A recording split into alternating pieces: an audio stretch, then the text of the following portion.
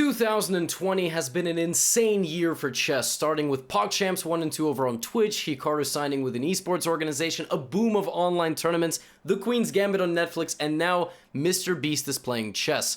MrBeast right now is probably the biggest YouTuber. All of his videos are massive, expensive stunts, and he donates tens and if not hundreds of thousands of dollars to charities and to people. And a couple of days ago, he joined Hikaru live on stream to play some odds games where Hikaru would start with a few pieces given away, and he would give more and more away until MrBeast could win. I picked out one of the games because it's kind of instructive. We're going to look at it, and then we'll talk a little bit after the video is over what this means for chess and why it's important. It's important to me, and maybe some of you don't feel the same way, but you should. So, MrBeast begins with d4, and it's important to note he's up 12 points of material, but Hikaru still has his most heavily loaded pieces. We get c6 from Hikaru, knight c3, and bishop b4. a3. Of course, Hikaru avoids trades, right? He doesn't want to trade. He's not up a lot of material, so he's trying to trade. He's not trying not to trade. MrBeast chases away the bishop and then continues to develop. Excellent moves so far. Good central control. I want to see two pawns in the center. And it's important to note, MrBeast is a total chess beginner. Like, he's played a little bit in his childhood, like most of us have, but his chess.com account was literally made like less than a month ago. He mostly just plays bullet games. He's about 600-700. So, a5, great move. Why is this a great move? Why is trading pawns good? Because Hikaru can open up wing attacks, and he can bring his rook into the game, and this is actually a trade worth making. Now, MrBeast plays a very nice move, b5, because he anticipates that after take-take, he's going to get off Hikaru's bishop, which is fantastic for him, but Hikaru plays the move a4. Why? Because long-term, something will come out this way. And he's anticipating something that beginners do, okay? And if you're a beginner, pay attention. You don't have to trade just because you see it. MrBeast makes this trade because he just, he just sees it immediately. And so Hikaru goes, okay, I have a feeling he's going to play that trade, and for that reason, I will get this open line. I have this, I have this, I have the queen staring down. But here, an excellent move from MrBeast, g3. You say, why is that excellent? Because not a lot of beginners are going to put their bishops on diagonals like this. I mean, everybody's so concerned with taking two pawns into the center. Fianchettoing a bishop and putting it on g2 is excellent. And then if you move the knight, the bishop stares down the board. And Hikaru plays rook a5, cuts the entire line here. And now another fantastic move. Again, since we're playing an odds game, you don't necessarily have to castle the king, because you kind of are staring into a rook here, but castling is completely fine, and I would recommend here, just get the king out of the middle. But MrBeast plays rook b1, another very high-level move. You say, well, Levy, he's up 12 points to start the game. What does that mean, high level? It means that he's taking an open file. This is a wide-open file for his rook. It's obviously a good move. It improves his position without weakening anything. So Hikaru plays f6. This is another good move by Hikaru. You say, Levy, what does that mean? He's down 12 points. What do you mean, excellent move? What I mean is this move controls any sort of entrance point for the knight, and he can hide his king on f7, where it can be safe, open up the lines here, and g5, g4 in the future. So he's just controlling the game and seeing what MrBeast is going to do. MrBeast plays bishop f4. Again, up material, it's good to simplify. What does Hikaru do? He has to, unfortunately, play the move bishop back to d8. There is nothing that he can do here. It's a retreating move. If he trades the bishops, he has almost no chance of winning. And then MrBeast punishes this move, because now the bishop loses control of b8, and he plays rook b8. He's hunting Hikaru down in this game. He's coming straight in, okay? And this was about halfway through the odds match, so he was, he was ready to go. Castles. And now MrBeast had a very big debate with himself. He had a few of these debates, these inner, monologues. He was like, should I trade my rook for your bishop? I know that, oh, sorry, that's an illegal move. A rook for your bishop. I know that a rook is worth not as much as a bishop, right? I know that a bishop is worth not as much as a rook. Even I could learn some chess. But I feel like if I get rid of your pieces, I have a higher chance of winning. And so that's a pretty good decision. Normally, this is not a good decision, but right now it's a great decision. And then he castles, queen e7. Okay, long-range attacking capabilities of a piece. What is the queen attacking? It's attacking the pawn on a3. And we see Hikaru's whole plan from a long time ago. Why did he put his pawn here? Why did he put his rook here? Well, in case MrBeast got this pawn isolated, he would take it. And that's bad. Is it losing? No, you're still up 9 points of material, right? So Rook b1, bringing in the final piece that he has not yet activated. You can tell he's a philanthropist. He's giving everybody a chance here. The rook that hasn't moved yet goes back to the open file. Now, in this position, there is a move which is stunning. It's a really nice move. I've included it just for instructional purposes. The move queen takes a3 is not a good move because of this move. It's an amazing move. And I want you to use the concept of checks, captures, and attacks, okay? Now, some of you might be thinking, Levy, what about just bishop c7? You're right. You're right. First of all, there's this, right? Attacking the rook and the rook. And if MrBeast played that, he would have gotten another piece for himself. It's a fork. It's a very forcing move. You look at the most forcing move. Is there any check? I don't have a check. Can I capture anything? Well, I can take this, but Can I attack anything worth value? Rooks, right? Queens and rooks. Oh, that's a bad diagonal. I can attack this queen. I have one way to attack this queen. And you know what that way is? It's not with the rook, because the queen just takes. It's not with the knight, because the rook just takes. It's knight here. It's knight there, attacking the queen. And what else? By moving the knight, you have opened the door for the queen to hit the rook for free. For free, for nothing. For nothing. And you just take the rook for free. At least if the bishop goes here, the rook can guard the rook. But still, that would be fantastic. Backwards move is a killer. Who said that? Which historical figure said backwards knight move is the hardest? Was it like James Bond or something? I don't know. Anyway, the point is that we attack the queen and MrBeast hits the rook. Sometimes you gotta go back. Of course, he's trying to improve his position, but now Hikaru gets away. It's a risk, calculated risk by Hikaru. Now MrBeast plays the move g4 because he's trying to maybe play g5. All right? Hikaru plays a3. And now, another really excellent move by this man. Rook to b8, realizing that he is defended like this, and you're gonna trade, and then when the pawn comes down here, you just swap it off. That's it. So what is the count now? We're only up 7 points of material, but we have knight, 2 bishops, and 3 pawns. And now, again, MrBeast, fantastic move here, finds a way to make progress into his opponent's position without moving one of his pieces, right? Because if you look, no forward move with the queen makes sense. This way. This way you can go here, but... So, he plays a fantastic move, d5. And again, look, I mean, if you're watching there and you're like, well, you got a 12-point lead to start the game, why does it really matter?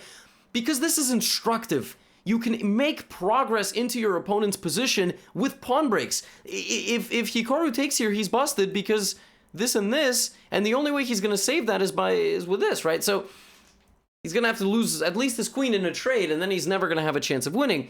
And now Hikaru, first of all, plays a nice move. Rook a1 check, because at the end of the day, being up material is equivalent with king safety. Your king safety and your material are the two best things, right? Rook a1, now knight comes back to e1 to protect the check. Hikaru realizes MrBeast's king not feeling too good. It would feel a lot better if a couple moves ago he played like h3, for example. Why? Because now he can hide his king. And like, for example, if queen goes to attack the bishop, look at this. How are you ever getting to MrBeast's king here? Literally, how? How? It's never happening. Like, everything is covered. This is covered, this is covered, this is covered, everything is covered, right? You're completely safe here. So make a little fort for your king and defend it with your pieces. Another instructive moment. Like I said, despite this being an odds game with Super GM versus Chess Beginner, still instructive moments. Hide your king, find a moment to hide your king, make sure your king is safeguarded. And that's what Hikaru does. And now Hikaru once again uses MrBeast's desire to swap off pieces if available. And now we have the picture on the thumbnail, and the reason there were 2 red question marks next to MrBeast's name. D takes c6. And it all comes falling down. And I remember around here, MrBeast was feeling himself. He was like, this is my game. I'm gonna do it. And I gotta tell you, his position's already a little unpleasant, just by the slimmest of margins, because he can't really move his knight. His bishop doesn't really have a purpose. When you're starting out your 700, this position is not easy to win. So let me try to explain how you would win it. You have a pawn majority. That, at the end of the day, is really what you have. That is significant. Your pieces are good, and you could hunt the king down by, like, bringing the bishop over here, and bringing the knight over here, and then bringing the queen somehow over there, somehow. But you also have to safeguard your own king. So this happened, and then this happened, and we will finish the game. I will show you how, how Hikaru cleans it up. But in this position, for example, d6 is good, just pushing the pawn forward, but then your bishop, it'll never get back. You know, it's not, again, it's not so simple. But the most direct plan could for now just be to play the move d6. Why? Because it's a pass pawn, and it's got a queen behind it, and just like any good startup, you know, you have enough support, and you got the right talent behind you, you're going to succeed. So the threat here for white is just to get rid of this queen. So for example, if like, let's say like the rook comes here to attack the bishop, you know, the bishop can glue itself. Let's say just, I don't know, a random pawn move, because black can't really do too much. If you play something like bishop takes c6, and then the queen takes, and then you play pawn to d7, now you're just making a queen. You just sacrifice material, get the queen out of the way. The best thing that your opponent can do here, they take the bishop, you just make a queen. You have two queens now. The best thing your opponent can do is to play this. You have to take, because you cannot come up. Queen takes rook, and like this. And, okay, I mean, you have to save your bishop, for example, but you have queen, bishop, 4 pawns versus queen and 2 pawns. You've basically nerfed your opponent to the maximum capacity, and now you use the pawn. You get the queen behind the pawn, and you push the pawn. You have the 3 pawns versus the 2 pawns, which means if you trade off correctly, like, you take it to an endgame. That is how you would win this position, or alternatively, you would, you know, hide your king, get it out of danger, and then start an attack later on. Well, unfortunately, Hikaru won the queen here. Well, MrBeast played a few more moves. Queen takes e1, queen takes f2, and it's kind of funny here. Hikaru mouse slipped a few moves later. He was drawing an arrow. MrBeast checked him and then came back to intercept this so that there was no more mate, but Hikaru played like this. And now, okay, I mean, we can still see this is even borderline instructive from Hikaru's perspective. He centralizes the queen, gives a check.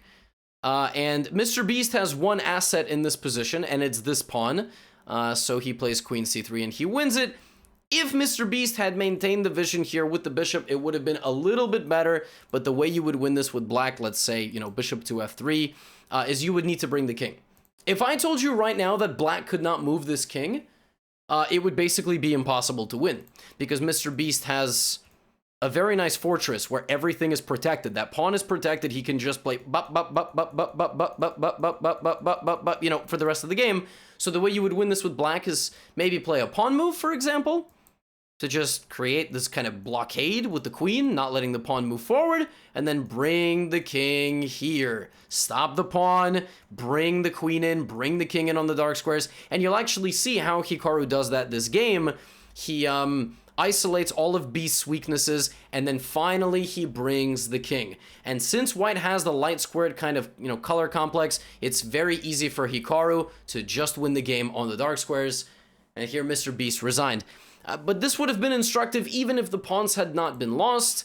This was just, you know, this was a long game, and MrBeast played quite well, and I just wanted to show it. I know that our friend Antonio covered another game. That game went a little bit longer, and that game was an endgame. But, you know, at the end, like I said, I wanted to save some time and really talk about, like, why this is important. Obviously, you know, I'm biased. I'm a content creator. If a massive content creator is playing chess, I'm going to be happy. You support that content creator that puts out all this instructive chess content. You know, you should be happy for that chess content creator. But big picture, the more eyes on chess, the better. We want all of our favorite grandmasters to play in a Champions Tour and have a higher prize fund. That comes from sponsorship, right? And the more eyes that there are on chess, the more you can put in this pitch deck that you give to a sponsor and go, look how many people averaged that we saw chess. So if MrBeast gets into chess and plays with myself, plays with Hikaru, plays with any other content creator, and maybe takes part, you know, in chess events in the future, you know, like play some games and we do something for charity, that is just better for all of us. And it's important that when these creators come along that we're welcoming, we're not demeaning, and we control them for being beginners, but we also do have to appreciate the fact that they are doing something entirely different out of their 168 hours every single week, right? And in MrBeast's case, it's putting on these massive videos for charity. In other, you know, people's case, it's playing poker or being an athlete or being a musician or playing other games, for example. So just wanted to kind of welcome MrBeast to the community. If, you know, someone's watching and they've never seen chess on YouTube, welcome. We're pretty nice here, right, guys? That's all for now. So enjoy the next video. Feel free to check out some of my other content. It'll appear over there. And I will see you in the next one.